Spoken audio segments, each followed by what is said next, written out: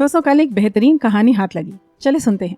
ये कहानी एक ऐसे सज्जन के शब्दों में है जो अपनी स्कूटी बेचना चाहते थे।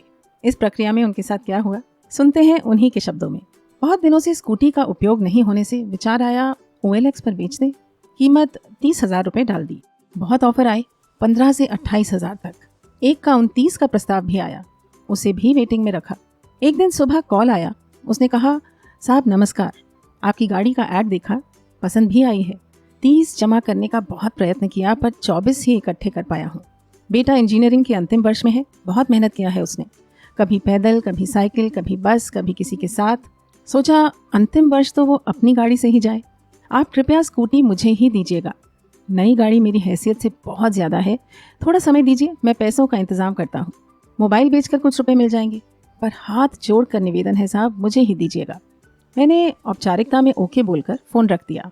कुछ विचार मन में आए, वापस कॉल बैक किया और कहा, आप अपना मोबाइल मत बेचिए, कल सुबह केवल 24,000 लेकर आइए, गाड़ी आप ही ले जाइए, वो भी मात्र 24 में ही। उस व्यक्ति का खुशी का ठिकाना नहीं रहा। इधर मेरे पास 29,000 का प्रस्ताव होने पर भी 24 में किसी अपरिचित व्यक्ति को मैं स्कूटी देने जा रहा था। सोचा उस परिवार में आज कितने आनंद का संचार हुआ होगा। कल उनके घर स्कूटी आएगी और मुझे ज़्यादा नुकसान भी नहीं हो रहा था। ईश्वर ने बहुत दिया है।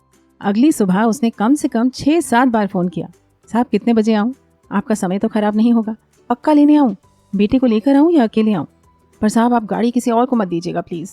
जब वो आया तो 2,000, 500, 200, 100, 50 के नोटों का एक संग्रह लेकर आया, मगर साथ में बेटा नहीं, एक लड़की थी। नोट देखकर ऐसा लगा पता नहीं कहाँ कहाँ से निकाल कर या मांग कर या इकट्ठा कर ये पैसे लाया है, कितने सालों से पड़े हैं। वो लड़की एकदम आतुरता और कृतज्ञता से स्कूटी को देख रही थी। मैंने उसे दोनों चाबियां दी, हेलमेट और कागज़ दिए। लड़की गाड़ी पर विनम्रतापूर्वक हाथ फेर रही थी, फिर स्कूटी पर बैठ गई। उसकी खुशी देखते ही बनती थी। उस व्यक्ति ने पैसे गिनने को कहा तो मैंने कहा, आप गिनकर ही लाए हैं, कोई दिक्कत नहीं। जब जाने लगे तो मैंने उन्हें 500 का एक नोट वापस करते हुए कहा, घर जाते हुए मिठाई लेते जाइएगा। मेरी सोच ये थी कि कहीं तेल के पैसे हैं या नहीं, और यदि हैं तो मिठाई और तेल दोनों इसमें आ जाएंगे। आंखों में कृतज्ञता के आंसू लिए उसने मुझसे अनुमति मांगी। मैंने जाते हुए उससे पूछा, ये बिटिया कौन है? तो उसने उत्तर दिया, अरे यही तो मेरा बेटा है साहब। उसने विदा ली और अपनी स्कूटी ले गया। जाते समय बहुत ही आतुरता और विनम्रता से झुककर अभिवादन किया, बार बार आभार व्यक्त किया। दोस्तों, आपको कैसी लगी ये कहानी? मेरे तो रोंगटे भी खड़े हो गए। इस कहानी ने याद दिलाया कि जीवन में कुछ व्यवहार करते समय पैसे का नफा नुकसान नहीं देखना चाहिए। आपके माध्यम से किसी को अगर सच्चा आनंद प्राप्त हो तो वही नफा है। That itself is your gain.